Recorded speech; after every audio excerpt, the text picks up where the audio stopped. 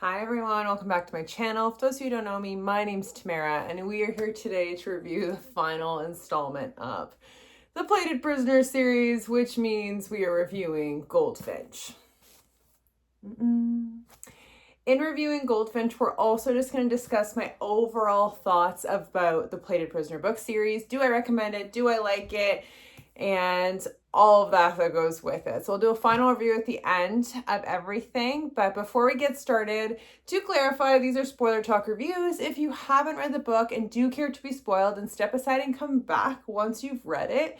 But if you don't care, then let's just get on into it. Right off the hop, I have to clarify the difference in my speed to make these reviews because the prior book, book 5, after I read it, I was pretty quick to hop on and tell you guys all my thoughts because my thoughts were incredibly clear. I knew what I thought about book 5. I knew what I liked about it. This one, on the other hand, took me a hot second. I actually finished this book a couple days ago and I've been struggling to wrap my head around my thoughts on it.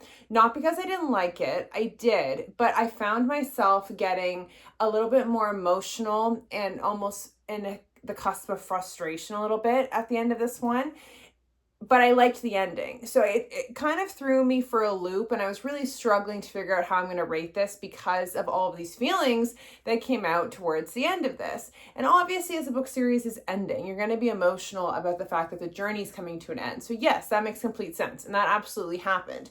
But some of the stuff that kind of happened at the end of this, it really threw me a little bit and we're going to get into it. And I'm going to give this book a 4 to 5 because in enough days have now passed for me to wrap my head around the whole book and what it covered and the loose ends and the gray areas and everything that it did do well along with the characters, and I did enjoy the ending. So I feel like I'm giving it a 4 to 5, but I have a feeling as we talk about it, it may seem like there were some negatives that I can't let go of and it could have been lower, but I'm still going to stand by a 4 to 5. I will. And let's talk about it. First and foremost, this book series in general, approaching the final act, which is this anticipated war between the Fae and the humans. At this stage, I honestly thought that this book series would not be afraid to kill off main characters. Like, you know how you always have like this key core crew that you grow to love throughout the journey, and by the end, almost all of them survive. And if someone dies, it's like a really real side character that doesn't have as much impact to the story. So while I was reading this book series in general, I honestly thought in my gut that this series is a little bit different, where they won't be afraid to kill off a main character. And they definitely did. And it kind of reminded me a little bit of Game of Thrones with the risks that they are willing to take for an impactful finale. And I wasn't disappointed. The deaths that played into this were impactful. Did I expect as much to happen as it did? No. And I think that's where I started to pivot in terms of my thoughts and confusion as to what I feel about everything. So we'll get to the final third towards a later portion of this video. But just so you know, I considered that a plus that they were willing to take that risk because the death was impactful. And that main death that I'm referring to is Melina. So to me, we're going to start with her because I just feel like that character had so much and more than I expected from the beginning to the end of this series. Specifically in book 5, we got like a full redemption story, and she was pretty much a main POV in book 5. So similar to this one, she was definitely a focal point, but her character got a bit of everything. It got redemption, it got cause, it had romance, it had like newfound family in that sense too, and like really like a self identity, and it checked off so many boxes I never knew I needed to check off for Melina's character, and it was one of the most satisfying stories.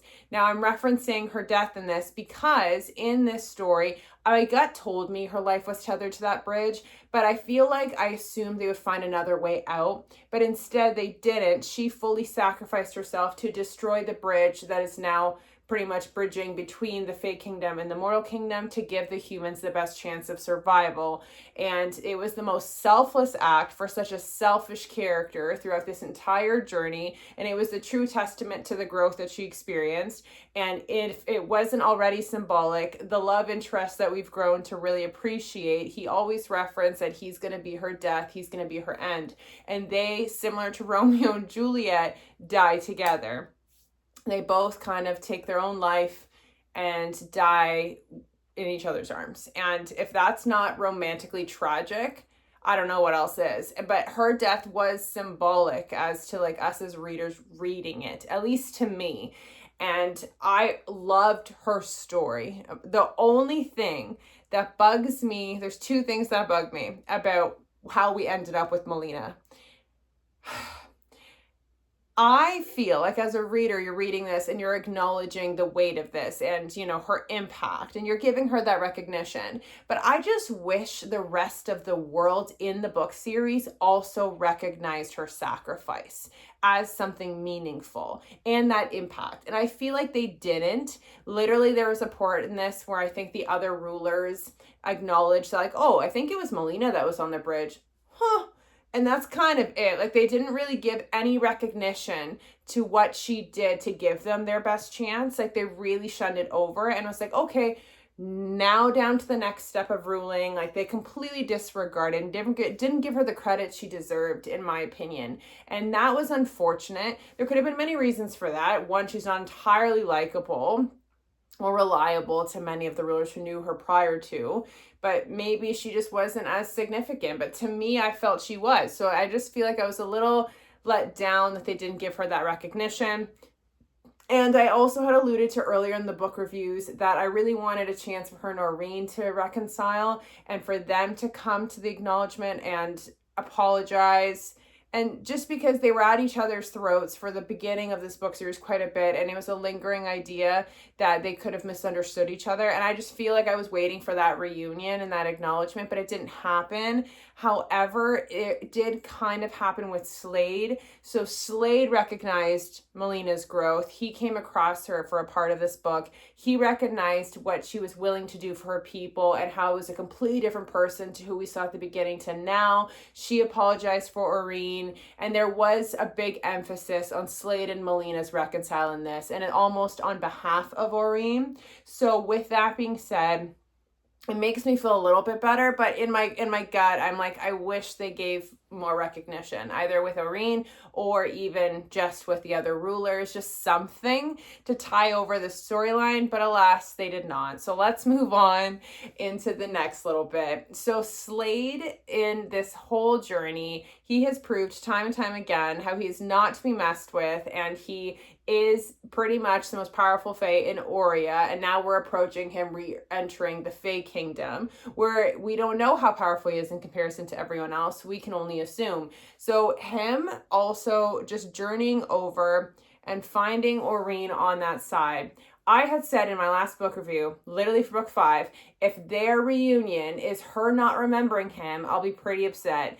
And that's exactly what happened.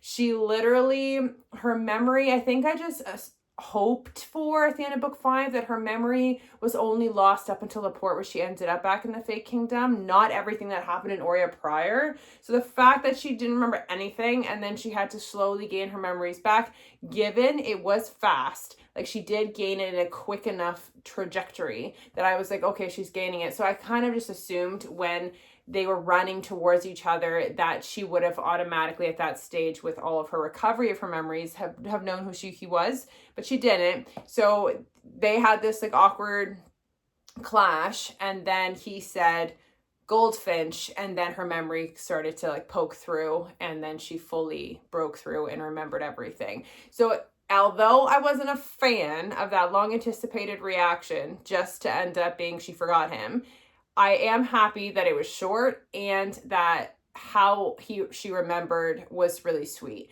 So in a sense, I'm bitter, but I'm also happy at the end of the day. So this is what I feel like I was fighting myself a little bit throughout this book. Like, I was bitter, but I was kind of happy. The same thing with Melina's death. Like, I'm bitter that they didn't give her the recognition she deserved, but how she ended and how that story ended, I did enjoy it. I feel like that death was impactful.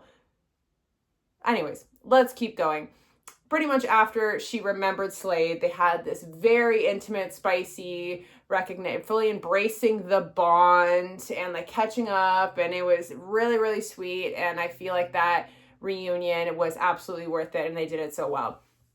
Now, in terms of the war dynamic, I feel like the war that was happening in Oria versus all of the hurdles we were facing in the Fae realm was evenly paced. Like, I feel like between the POVs with Riot and our friends on the Oria side and our newfound friends with Oreen and Slade now on the other side, they spaced this book out for the war to be in increments throughout the book and similar to the conflicts in the Fae Kingdom as well. So this entire book really was like they felt like the true final act because of how they spaced that out. So I appreciated the spacing because you got to really like feel for their situation. Like you got to see Riot come into his own commander ways. He was a strategist. He tried to give everyone the best chance. Slade also influenced some of the other kingdoms to come together. And it really brings like true recognition to the fact that the Faes are incredibly more powerful than the mortals. And the only way for the mortals to have a standing chance is being strategic and literally all coming together to fight one common enemy. And I did really enjoy that because we got a lot of world building for Oria, all the different kingdoms, all this like power struggle to who will own more than one kingdom and all of this. And for them to come together at the end and they really fed you into it, I really did enjoy that. In addition to what was happening on the Oria side, we got a little bit more of Ostric and Risa and their budding relationship, although in a sense it kind of was fast, like their recognition that like you're mine was pretty fast. It was like after her recovery, it didn't take that long for like them to have those kind of meaningful conversations. But pretty much after they acknowledge that they're in this together, their budding banter and tension and everything from there on was pretty entertaining. I really did enjoy it. I loved all the interactions, like when Judd was trying to talk to them about something and they were practically the same people, just like bickering at each other and then bickering at Judd, and he's like,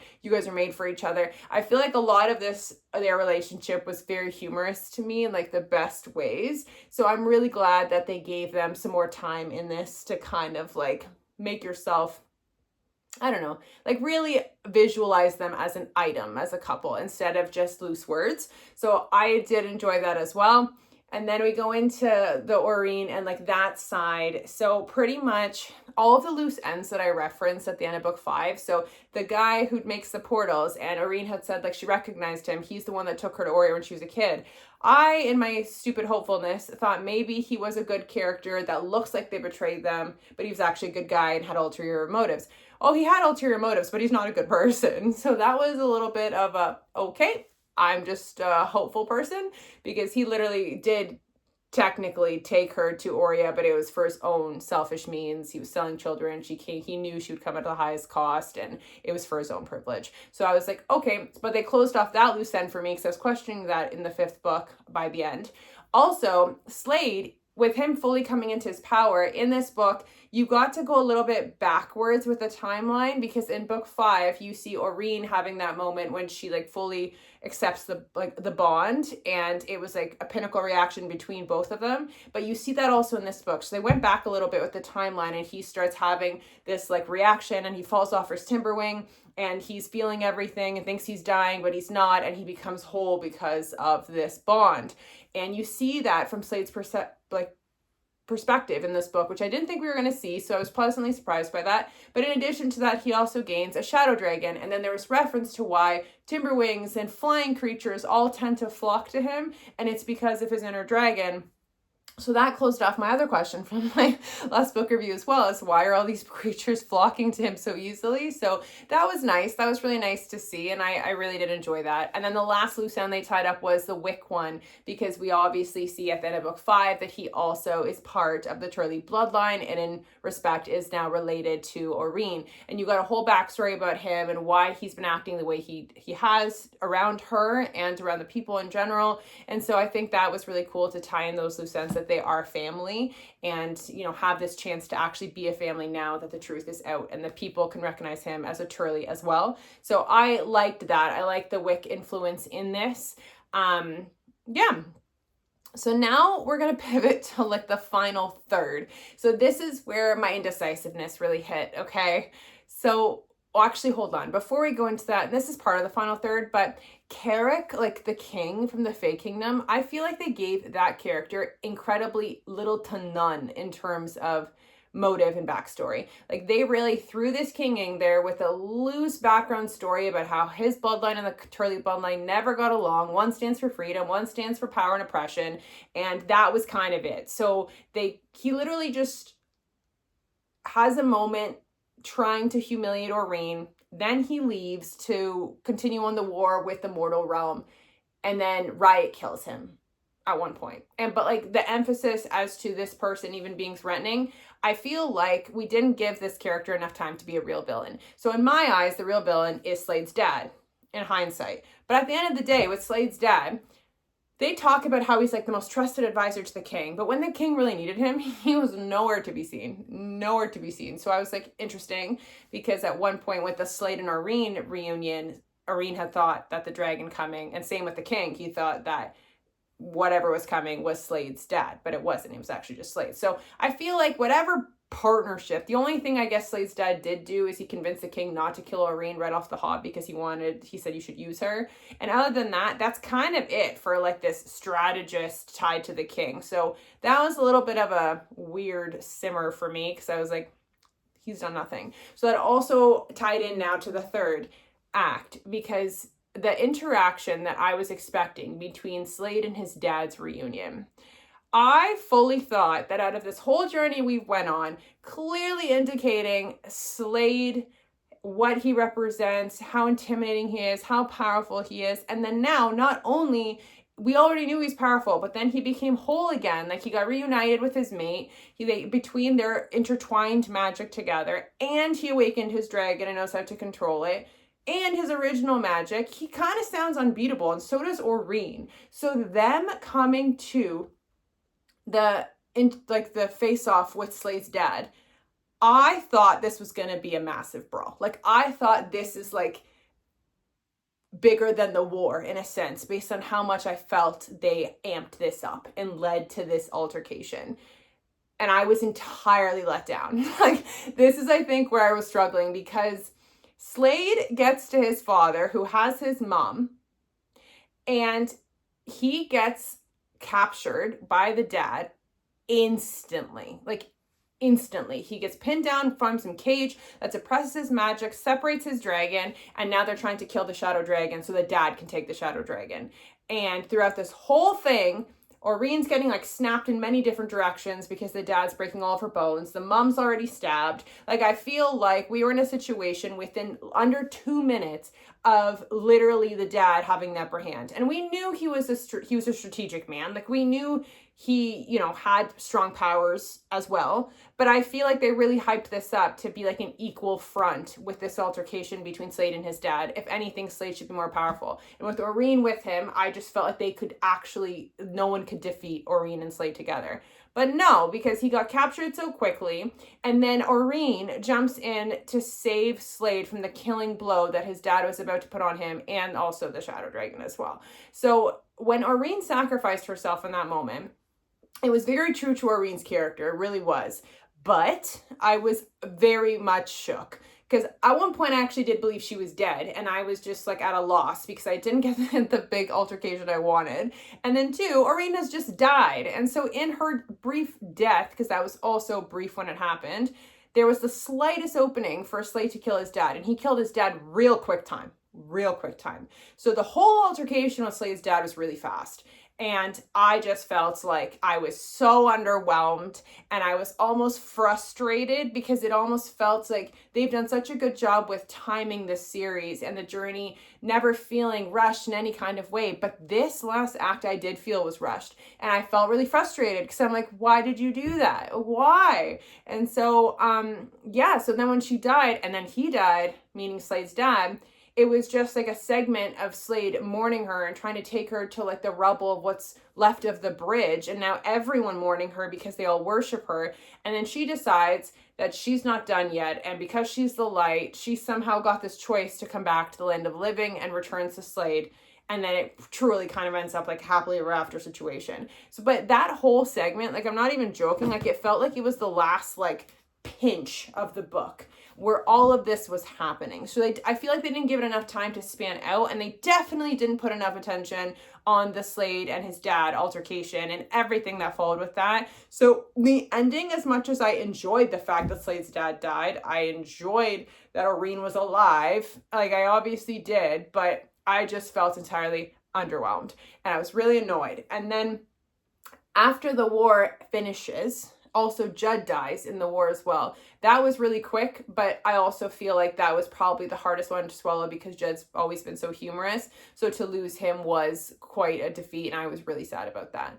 But after the war is finished, Riot and everyone are like at the other end of the bridge, just thinking like, we don't know what happened to Irene and Slade, never going to see my mom again. Like, there was a lot of mourning, and it did feel incredibly sad. And then out of nowhere, one of those evil twins, one of the evil Fae twins and our shadow shifter friend decide that, in twist of luck, they're going to open a portal that conveniently will take them now to everybody else.